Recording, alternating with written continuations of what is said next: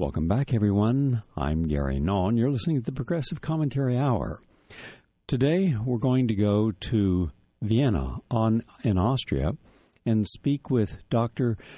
Christian Fiala, Fiala. He is a gynecologist and obstetrician based in Vienna, and earlier he had extensive medical experience working in Africa and Thailand. In 2007, he established the Museum for Contraception and Abortion, the only museum of its kind. For 20 years, he has critically followed the scientific and peer review and political debates on the epidemiology of AIDS. He was a member of the Presidential AIDS Advisory Panel in South Africa and currently sits on the board of Rethinking AIDS. He's published many papers on the problems of AIDS in Africa and the definition of AIDS, and is the author of the book, Do We Love Dangerously? A Doctor in Search of the Facts and Background to AIDS. Nice to have you with us again. Thank you for the invitation.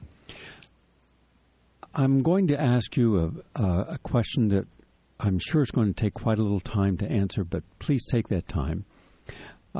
Back in late 2008 or early 2009, a Dr. Andrew Matthews and Charles Gefaehrlich wrote an article suggesting that the way AIDS is being handled in Africa, including giving high doses of AZT or similar drugs, is an iatrogenic depopulation strategy, meaning that the actual drug is leading to and causing death. I'd like for you to address that. And also, can you share anything about the work of the German physician Dr. Klaus Köhnlein, who's been treating AIDS patients for over 10 years without AZT or its related cousins? Could we begin there, please? Well, yes, thank you. It's really my pleasure to contribute in an evidence-based way and looking really at the facts and analyzing the facts regardless where they may lead us.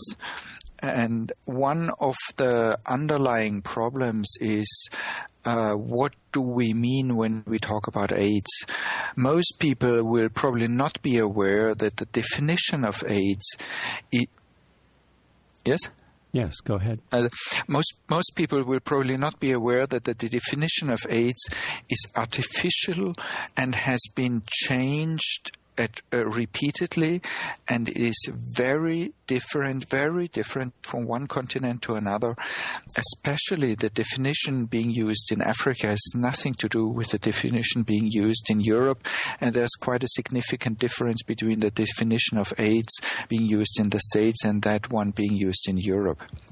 So when we talk about AIDS and the clinical treatment, medical treatment of AIDS, we have to keep in mind that we are actually talking about very, very different things in different locations. In summary, what all these definitions have in common is that they are remake of old already existing diseases. So diseases that have been out there since ever, like cervical cancer, like pneumonia, have been renamed, relabeled as AIDS under certain conditions. So what we actually have is we don't have new patients. That is, we don't have patients with a new disease. We just have patients with diseases which we know very well, which have been out there since ever. Only we give them a new name. And together with this new name comes a new treatment approach. And maybe this is what makes the difference between Dr. Köhnlein and many other AIDS specialists, that he looks at the patients and their symptoms and the underlying diagnosis, and he treats patients according to their clinical diagnosis, not according to a relabeled new definition which has little meaning and has produced so far no beneficial clinical treatment. A larger question, if you would. Thank you for that answer. When I look at Africa, and I've studied AIDS in Africa from the time it was first diagnosed as being an epidemic there, We're told that it's infectious and it's sexually transmitted, both. And yet, in all the countries, and I went through every country in Africa, I went through all their medical statistics, and what I find is that very wealthy individuals, industrialists, heads of banks, diamond companies, they don't have AIDS-defining illnesses. When I look at medical doctors and look at the professional class, lawyers, professors, CPAs, architects, accountants, they don't have the AIDS conditions. When I look at the upper middle class bureaucracies, they don't have it. When I look at the when I look at the business mercantile class, business owners, they don't have it, and most of your bureaucrats don't. But then you have this large divide, and over the other side of the divide, you have poverty. You have people who don't have good nutrition, who don't have clean water, who are caught in civil war and who are in migration, who live in refugee camps, and there you have large numbers of people diagnosed with AIDS. Now, if it's sexually transmitted and if it's infectious, then everyone in Africa, from Egypt and the other countries in northern Africa, should be just as susceptible to those in Middle Africa or Southern Africa or Ecuadorial Africa, and they're not. So how is it that what we're calling AIDS seems to be very definitely related to a person's socioeconomic and health conditions? Well, if you look at the definition of AIDS, especially the definition for Africa, and it is really important to keep in mind that WHO defined and published a specific AIDS definition only for Africa in 1986, the so-called Bangui definition. And if you look at this definition, it becomes so obvious that what we call AIDS in reality is a relabeling of poverty based diseases, poverty-related diseases. And so it is no surprise that even in Africa, those people who are said to be suffering from AIDS are mostly those suffering from poverty. And it is kind of a cheap excuse for the West to say, oh no, these people, they are not suffering from economic poverty, which might be changed. They are suffering from their own sexual drive, which is without any medical basis. And it is really scandalous that we as the West, we don't support people in Africa, poor people in Africa, to get out of their poverty, like helping them to get clean drinking water. Instead, we make them believe that it's their own fault, they are suffering from these diseases, and we are giving them highly toxic drugs, which will just make things worse or even kill them, and which is really cynical. And I think it's unprecedented that we try to overcome poverty with highly toxic drugs. This will never work, and it will never help people on the ground to get out of their poverty and the problems associated with poverty. We need to be reminded that poverty is not a romantic issue. It's really a struggle for survival, and really survival is a question of living and death. So it is actually quite cynical, our approach of AIDS, especially in Africa.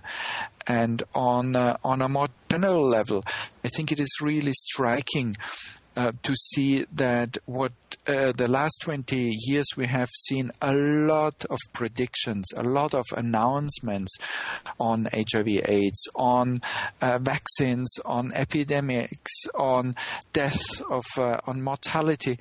And if you look at all these, if you remember all these predictions, they have one thing in common, that is, they prove to be completely wrong.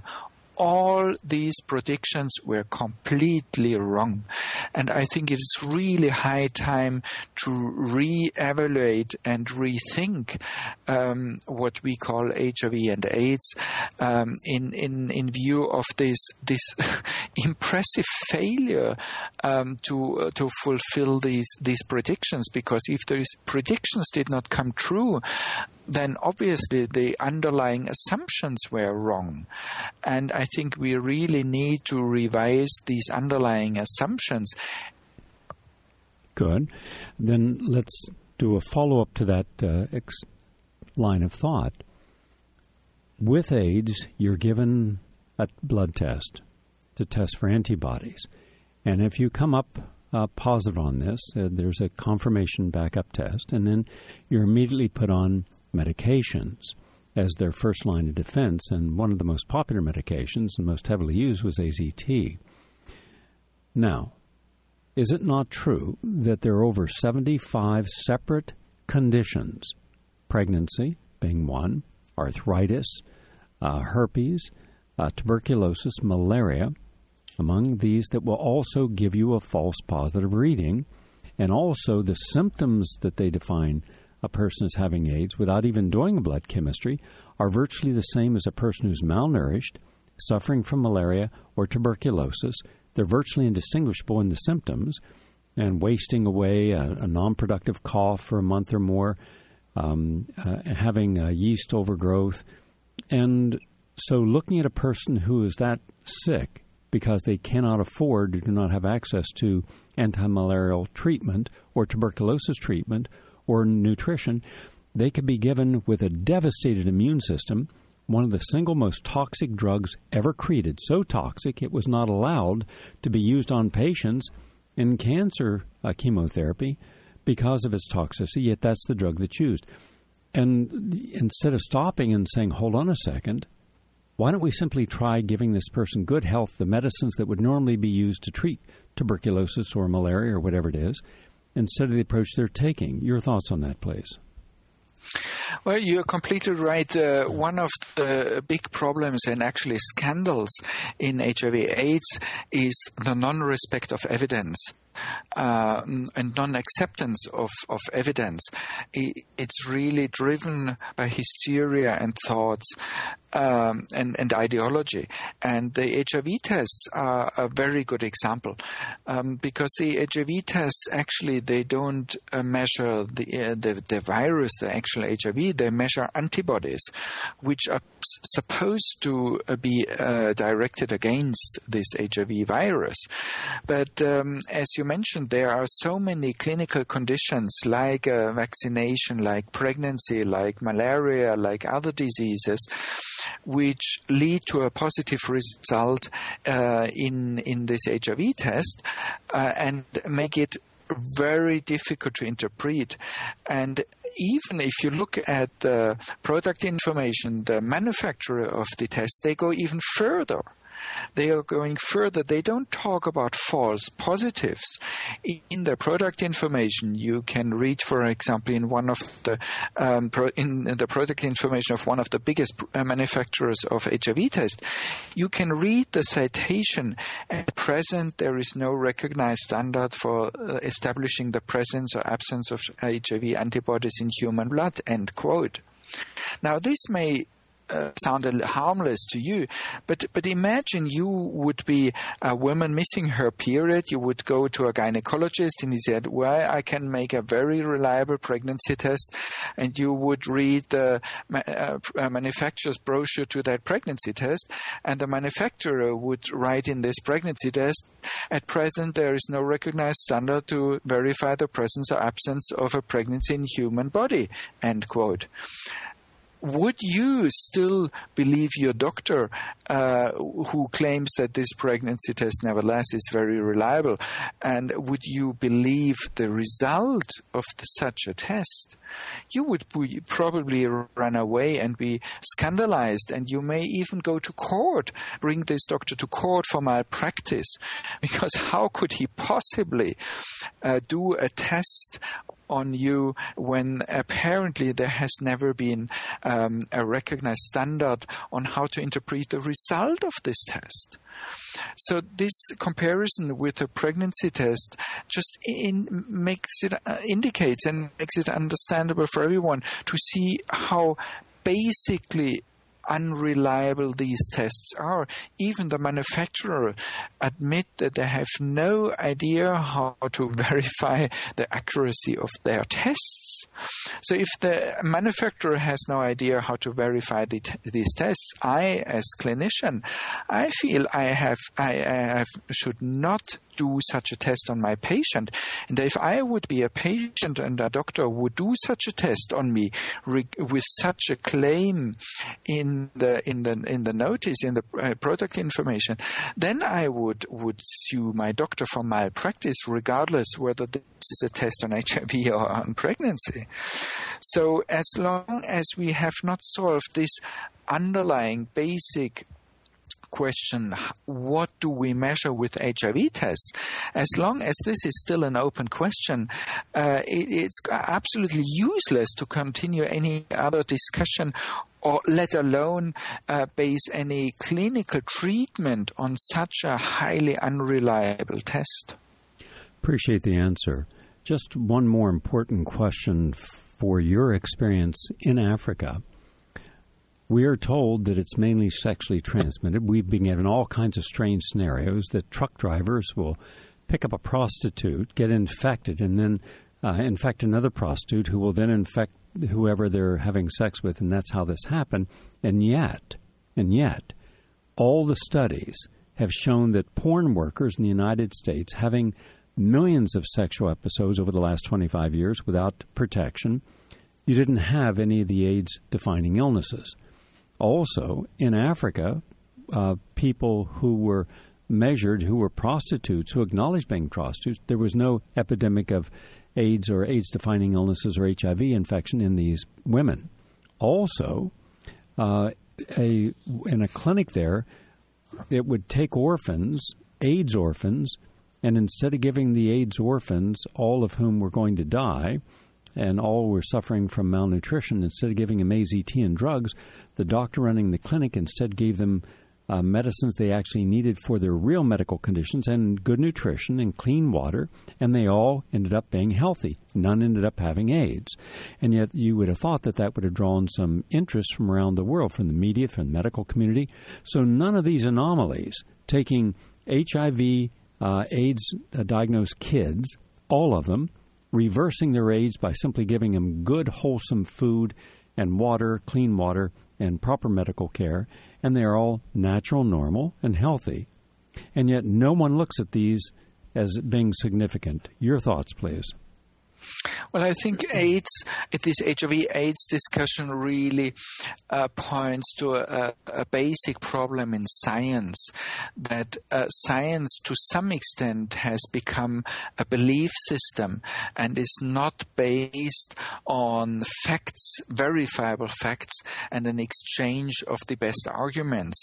Instead, some beliefs are spread, and people are forced, and scientists and clinicians and doctors and media are forced by economic means to spread these beliefs and to reiterate them, even if they are completely wrong and verifiably wrong. And the examples you just gave are just proving this point. HIV tests are known to be fundamentally unreliable. It's not that they are just slightly unreliable. All right, in let's some take that situations. Further. What have you found is the number one cause of death in people who are defined as having AIDS? Well, all this depends on where on which continent you are, and in which there is a huge difference between the States and Europe, and there's an even bigger difference to Africa. In Africa, the main problem are poverty-related diseases. That is malnutrition, respiratory tract infections, gastric infections.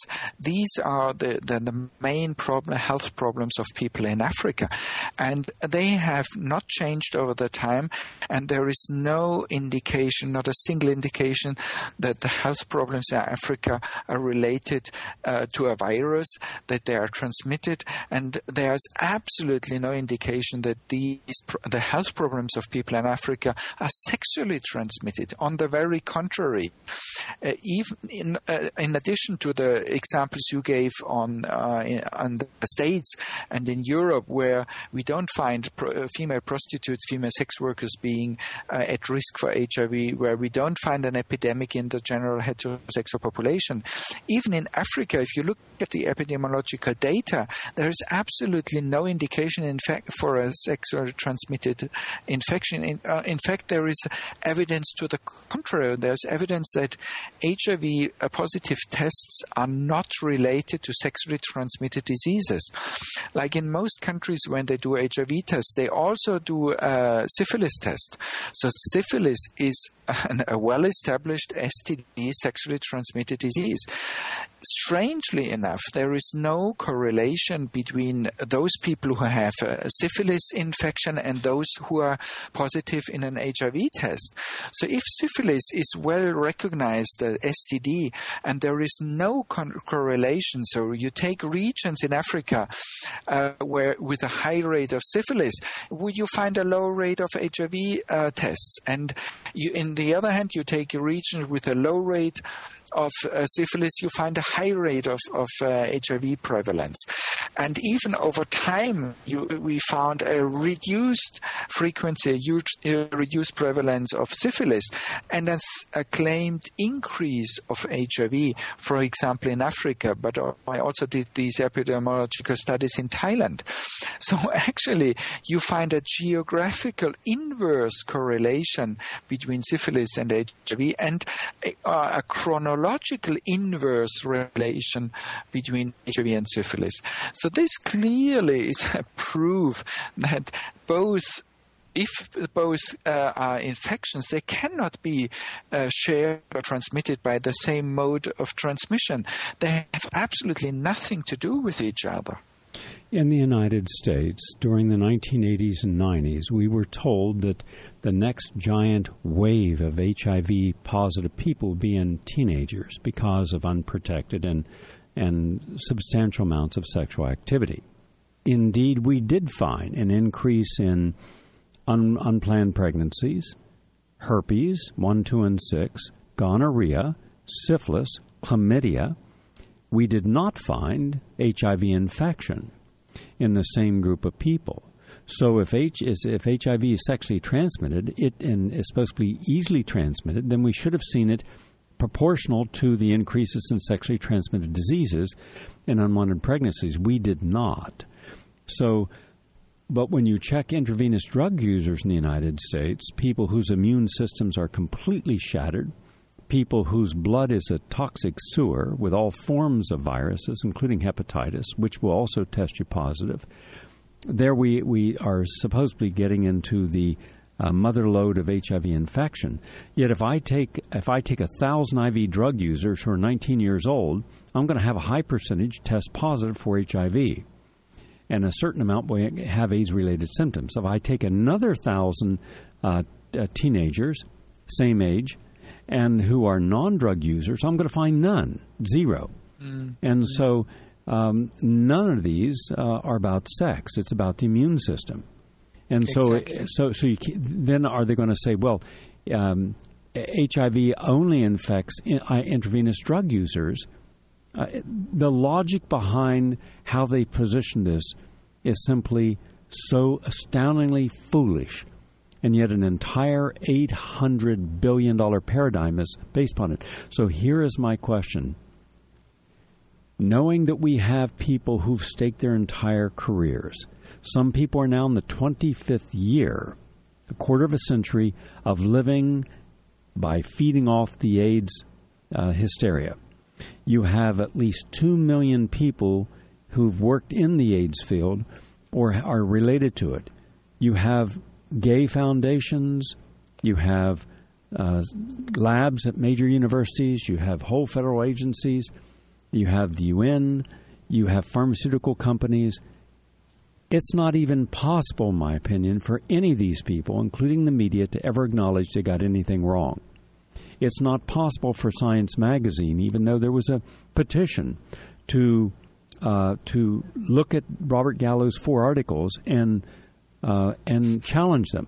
So if the entire foundation upon what AIDS is and is not is flawed, then how is it possible for anyone at any level, from the gay activist to the media like the New York Times to Bono and Sharon Stone and the others who've supported AIDS fundraising, the Elton John, to the pharmaceutical companies, to the foundations, of which there have been more than 75,000, to the clinicians, to the physicians, to the nurses, to the hospitals, all of them would be open for massive litigation. Class action lawsuits like we've never seen in world history. It would virtually break up the entire medical industrial complex. So how is it possible for anyone in the paradigm who's benefited off the myth to acknowledge complicity in this fraud? Well, that's a very good question, and it's really a difficult question because the real scandal in HIV is that the evidence and the facts, the verifiable facts, are not acknowledged and not taken into consideration. Instead, we continue a belief system, and it becomes the longer this HIV theory takes, the more it resembles the former system of bloodletting. It becomes really very similar, and it is a tragic that one of your former president was killed by bloodletting. And this was a similar belief system which was also upheld by the medical society and the scientific society at that time. And so there are really more and more parallels developing between these belief systems. And I think HIV/AIDS is actually not a medical scientific question. It's a belief question. And we need to handle it as a belief system, like we had other belief system, like communism, for example, has also been a belief system which collapsed. And I think we have to tackle and confront HIV/AIDS as a belief system, and otherwise we need to wait until all those who have benefited from the system have retired or died away, until the new generation will hopefully reverse this belief system. But it's clear that all the scientific questions have been answered. It's a fraud. We have been disappointed over more than 2 decades. None of the predictions have proven right. In fact, all the predictions proved wrong.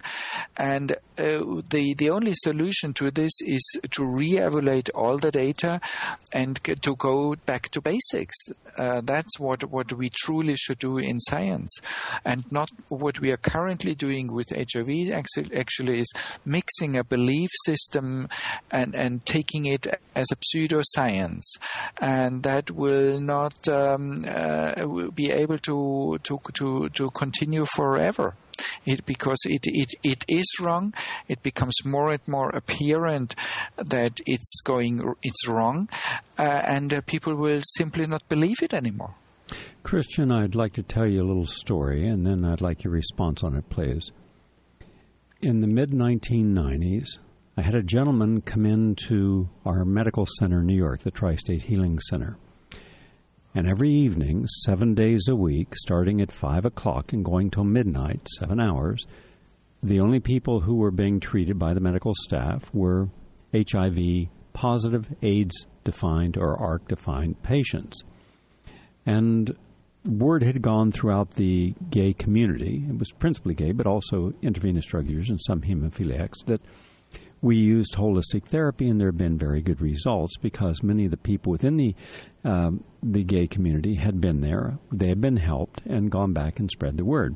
Also, one of the leading medical doctors in the gay community was a man named Stephen Chiesa, and he had been working before the AIDS crisis, helping men with the unique conditions of anal intercourse, unprotected anal intercourse, and the immunosuppressive impact of sperm in the gastrointestinal tract, plus the problems of what happens when you lacerate or puncture the gastrointestinal tract, and then fecal material ends up in the body, and you end up with septicemia and many other very toxic and frequently fatal conditions. And he gave me a call, and I was working with Stephen for a long time. I would take his patients that he was using an aqueous-based vitamin A, which was rare, and he was treating people with syphilis, but I was doing the other work on helping them reestablish their immune competence by building up their immune system. A gentleman came in one day, and he said, I'm from California. I heard about you all, and I want to tell you a story. And I said, what is it? He said, over the last 12 years, I have been in no less than 20 support groups. Over 2,000 persons with AIDS were in those support groups. Some were small, some were larger. Every single one died. Not one was alive. I was the only one in these AIDS support groups that were using diet and wheatgrass juice and other things he was talking about. And he said, and I would be hounded. In fact, one group didn't want me there because when it came time to talk, I would talk about how better I felt and how my blood chemistry, even though my T cells were low, which was due to some drug use I had engaged in, but otherwise I was feeling great. And one time in Los Angeles at a AIDS support group, a fella from one of the ACT UP groups came and really berated me. And he berated me by saying, when you come here and you talk this nonsense and you're against the drugs, you could easily get people away from proven therapies, the drugs. So I said to the guy, can you show me anyone who's using AZT, DDI, DDC, protease inhibitors who are alive and well, equal to myself? And he said, of course there are many. He says, well, I haven't seen any. Can you show them to me? Point them out in this room. And there was a big argument. He was told to leave and not come back. And he said that he did go back, but he stopped going when the people died. So here he was in New York. Now, this was unusual because I'd never spoken with him or anyone like this, that every single person using the orthodox approach, listening to the people from ACT UP, listening to those who were the hardwired, true-believing, cult-like mindset of Big Pharma's got the ticket, Big Pharma's got the answer, and all their patients dead. He was alive. So we put him on a holistic protocol, ones that he had not used. He had not known about intravenous vitamins, glutathione pushes, homeopathic zeolites, ozone intravenous or autohemotherapy. He was unfamiliar with all this.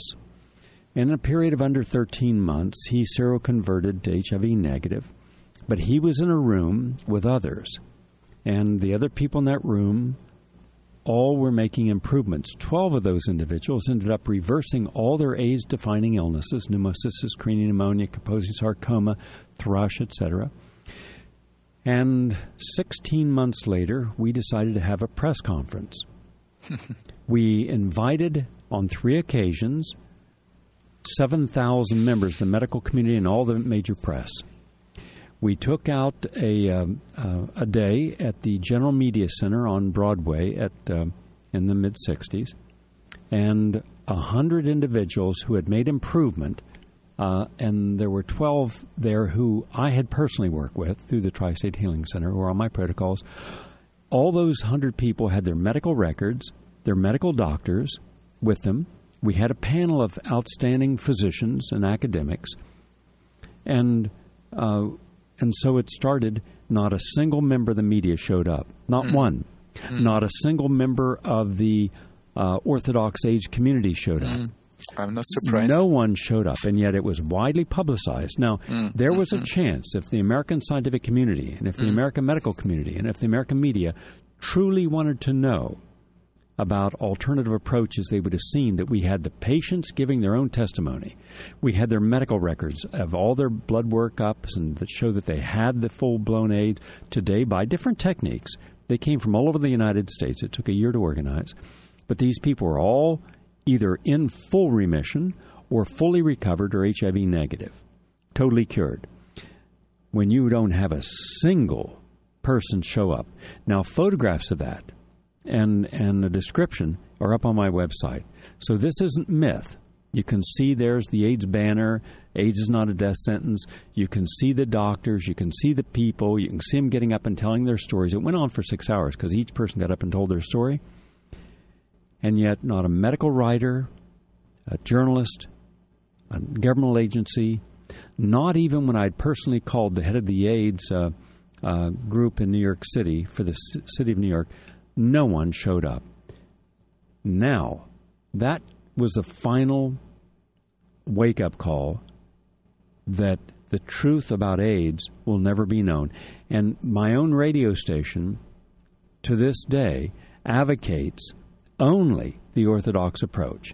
And for myself or anyone else who dared question the AIDS has some problems in its diagnostic tests and its treatment, in the foundation of the entire AIDS edifice, look at the proof. Look at the number one cause of death in people with AIDS is liver failure, which is not one of the 30 defining conditions. It's definitely due to iatrogenesis or the drugs.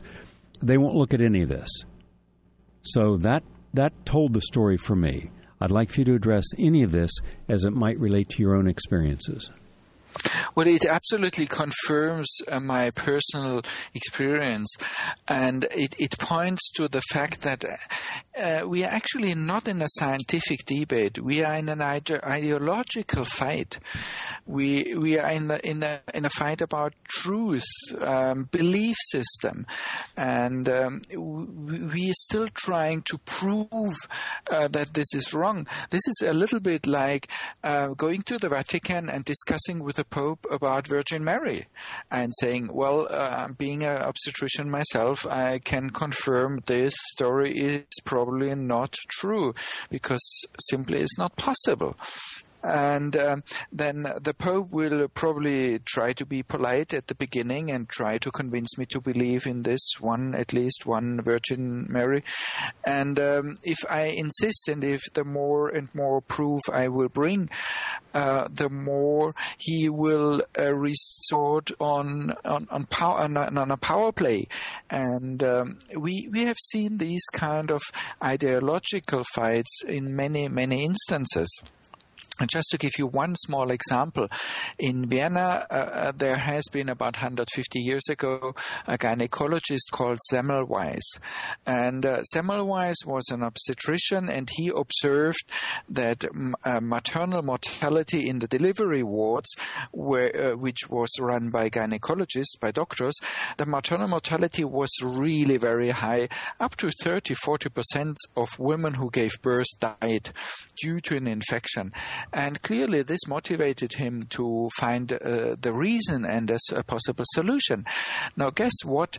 The solution he found, which was very easy in fact, the solution was that he discovered doctors didn't wash their hands before they did a vaginal examination in women being in the delivery ward. So he convinced the doctors to wash their hands before they would do a vaginal examination. And because he was well respected, these doctors, they followed his advice, although they didn't really believe in him, in his theory. So as a result of this experiment, doctors washing their hands, maternal mortality, guess what? It dropped significantly to a mere 2 to 5%. So Semmelweis had proven that women died from infections being transmitted by the hands of doctors. Now you would suppose that they would praise him and give him all kinds of honors and of course oblige every doctor to wash his hands before doing a vaginal examination. Sorry to disappoint you, completely wrong. They not only kicked him out of the university hospital, the city of Vienna officially banned him from entering the city because for the simple reason he could not be right, because it was, and that was a quote of that time, the hands of doctors could not possibly transmit death, end quote. So this reminds me very much of the situation, the debate we are in currently on HIV/AIDS. This is not a scientific debate, not at all. It's a power play. It's an ideological debate. It's a small minority which tries to defend their budgets and their influence and their power. And to do so, they need a belief system like Vatican or like the communists or like the bloodletting or numerous other belief systems which we have seen. One recent belief system, by the way, which has collapsed very fast, was a belief system in swine flu. You remember? I think it was 2 or 3 years ago, everyone was called to get vaccination from swine flu, and it was only after 1 year that we learned that everything was faked, and actually there was no reason to get vaccinated from swine flu because that was not a specifically dangerous infection. So I think the solution to this HIV is to see it as what it is, and namely ideological power play, and we have to confront this power play not with arguments, as it is, because it's useless. It's useless to argue with the Pope about Virgin Mary. It was useless to argue with the Brezhnev about the communist system, and it was useless of people at that time to argue with them about bloodletting. It is a power play, and we have to confront that power play with the weapons used in power play. Just a few more questions, if you would, please. At the height of this debate, there were only a handful of us. In 1983, 84. Today, there are thousands of scientists, journalists, physicians who are looking at the story and finding to their amazement just basic science has been abrogated, has been completely eliminated, and it offends them. And that's why some Nobel Prize winners in science, in the field of AIDS, have denounced the science of AIDS or its treatment. They're physicians who know that the treatment is worse than any condition. And yet, there's still 800,000 physicians out there and millions of scientists and bureaucrats, technocrats who go along with it, don't want to be confused by any of the science. What do you say that it could help open more minds and have those several thousand that have come over to a more enlightened side do so? That's actually the crucial question. How can we overcome this belief system? And sometimes I really feel like Solzhenitsyn and Sakharov back in the times when they were locked up in Siberia by the former communist governors in Moscow. They fought a belief system named communism. And we are actually in the fight with a belief system called HIV/AIDS hysteria. And we have to confront this system as a belief system.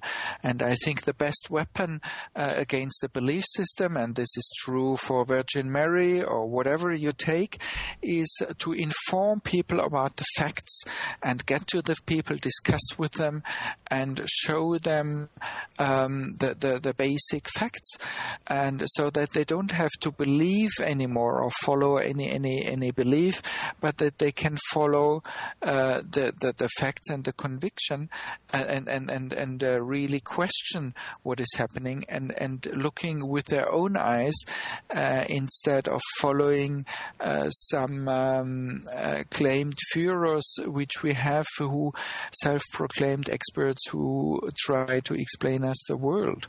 But this is really something we need to work on, and probably there is not a recipe yet how to overcome this ideological barrier and to overcome this deeply cynical and unscientific HIV/AIDS hysteria, which is not only doing really tremendous damage to those people who are claimed to be affected, but it also does a huge disservice to the scientific system, because actually it damages the scientific system, and we need the scientific system actually as a basis for our actions, because the scientific system should provide verifiable facts and best arguments how to solve problems, those problems we have on this earth.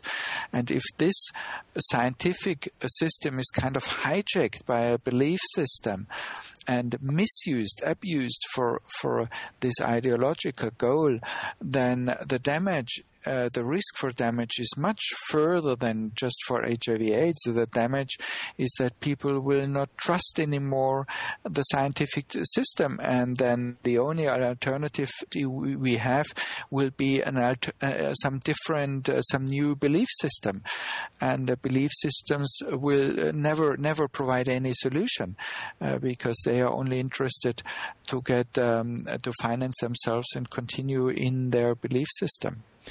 But I would really, if you allow me, to kindly ask you to start such a debate. How can we overcome this belief system? Well, the debate has been started, but each time that we try to debate, the people who hold the orthodox, full-fledged establishment view lose the debate, and hence they're afraid. They won't debate Peter Duesberg or Stefan Lanka from Germany, the virologist, or Dr. David Rasnick, or the people who really could show the truth of real science. They won't debate the physicians who treated the patients with holistic techniques for their original underlying conditions, more often than not hepatitis. So that debate's not going to happen. There's too much at risk. They're just going to they can slander people as they do, and especially act up. They'll slander. I've been on the receiving end of that. And my audience knows the truth, so they could care less about what these little twerps have to say. But I've invited them on the show repeatedly. Don't be a coward. If you got an issue, come forward and debate it and let the audience decide. They won't do that because they know that they would just be handed their ass on a tray. It's that simple. We don't lose because we have truth on our side. They won't even go into that fight. So they're cowards. They try to run up behind you and sucker punch you. But stand toe-to-toe in a debate, national debate. Let's see who comes out with the facts on their side. I can bring a lot of people who are fully recovered from AIDS. They can't. We can bring scientists, physicians, nurses who can show you the truth of how people have been falsely diagnosed. We can bring you people who were completely healthy but had hepatitis and given a diagnosis of AIDS and then put on antiretrovirals, including DNA terminators, and it nearly killed them. And the only reason they survive is they stopped the drugs. They can't bring you fully recovered persons. They've never had one. They'll promise you a vaccine. They've had 69 times that they have had vaccines supposedly going to do it, and not one has worked. So that's how it works. One last thought, and this is my last issue with you. I saw how down and dirty these people played. So what I did was this. I was invited to be the keynote speaker at a gay lecture in New York, where all the men and women there were gay men and women. And that's fine. I support gay rights, so I went. And I was giving them a talk about staying healthy, especially at a time when just being gay was considered to be enough grounds to consider you suspect for being a person with AIDS. And so I asked, how many people in here are vegetarians? All these hands went up.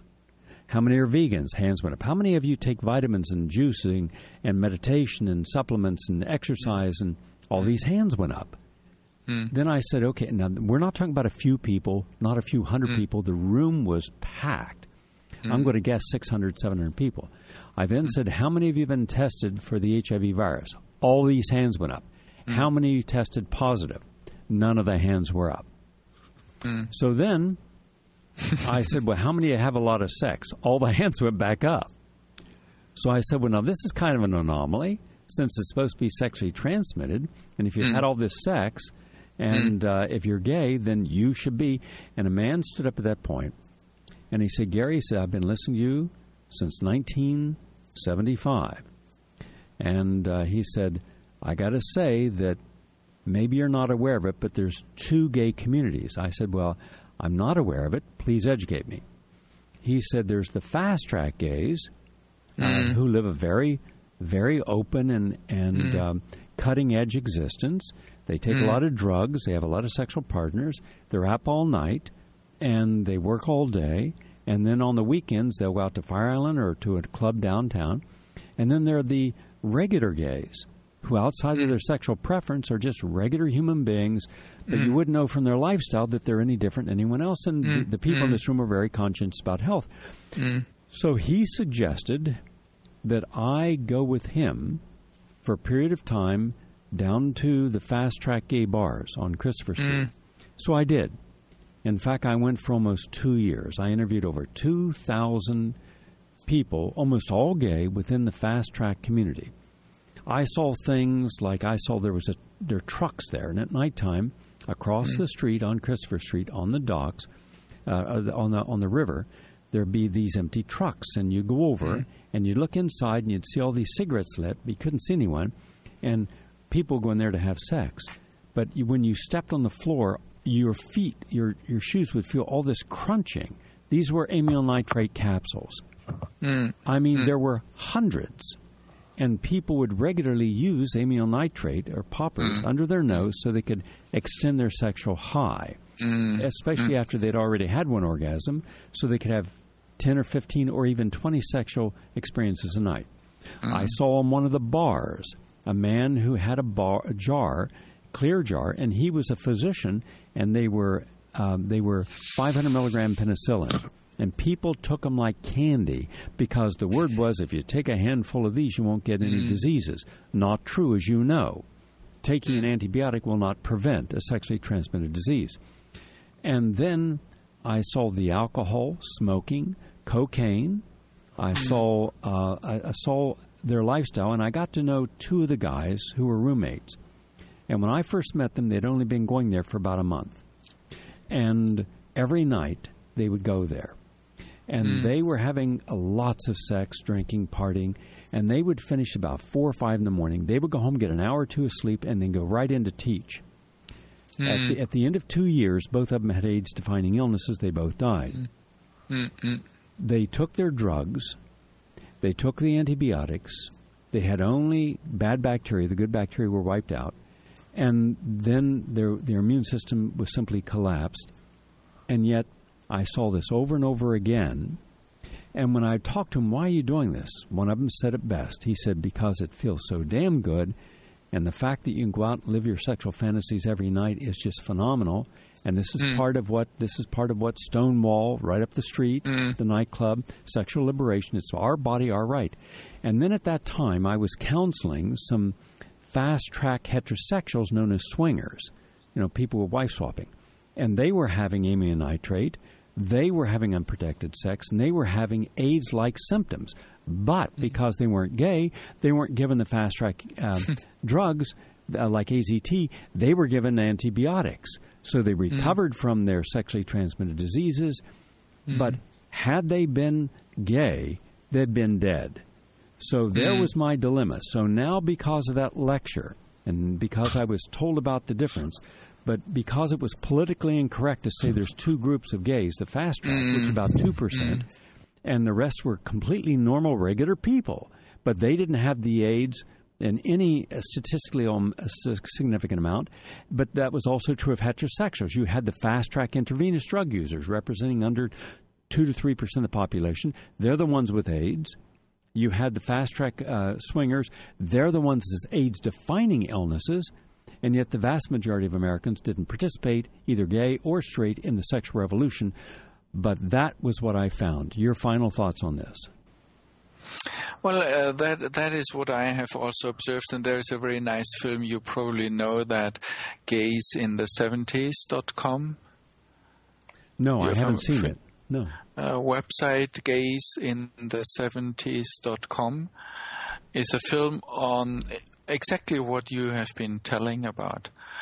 And it comes to the point, if you break it down, I mean, it's the basic fact that if you want to live a healthy life, you have to live a healthy life. I mean, you can't kind of live an unhealthy life and still hope that your body will deal with it.